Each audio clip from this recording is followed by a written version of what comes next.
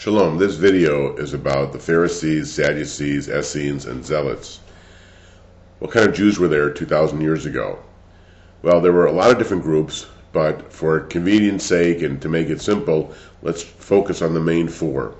Now, Pharisees have a rotten name for many in the world, Christians especially, because of the bad pejorative connotations and words associated with them in the New Testament.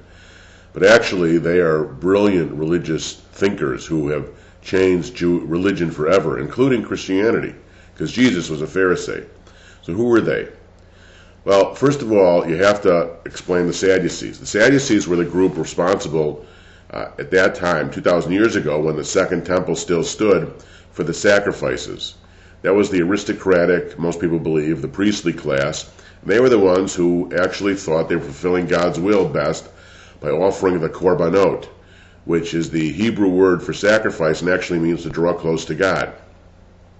Now, at the same time, hundreds of years before the Second Temple was destroyed in the year 70, there were another group of Jews who were more interested in studying the Holy Scripture, the Torah, and praying.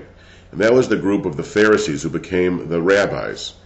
Now, some of the things that differentiated the Pharisees from the Sadducees were the Sadducees did not believe in the oral law. They believed only in the written law. They also did not believe in afterlife. They thought once we die, we die. Those were some of the basic principles, and again, they thought the most important thing was sacrificing animals to God. When the Second Temple was destroyed in the year 70 by the Romans, that was really the end of the Sadducean influence. They had no more sacrifices to offer. And although traditional Judaism continued to pray for the restoration of the temple, sacrifices were no longer the means, efficacious means or possible means. And a famous statement by a rabbi named Yochanan ben Zakkai at the time, at 70, said, "We have a means that's just as efficacious as sacrifice, and that is what happened, prayer and Torah study and deeds of loving kindness." Now, there was a third group at the time named the Essenes, who were basically celibate. They lived in the Dead Sea community. They thought some ways Jerusalem was too holy to live in. But they don't seem to be now, according to the scholarly consensus, especially of Professor Norman Gold at University of Chicago. The people that authored the Dead Sea Scrolls, it turns out now that Dead Sea Scrolls were probably a library collection because some of them contradict each other. But the group that was there were the Essenes. And some scholars believe that John the Baptist was an Essene, that the negative feeling in some of the New Testament about the body comes from the Essenic influence. And they obviously died out. They were celibate. But the idea of the denial of any kind of bodily pleasure comes from those group of people that took the laws of biblical purity very seriously. The final group that we need to mention were the Zealots, the people that continued to agitate for political and religious freedom, kind of born out of the Maccabean spirit. These were people that led the insurrection against Rome in 70.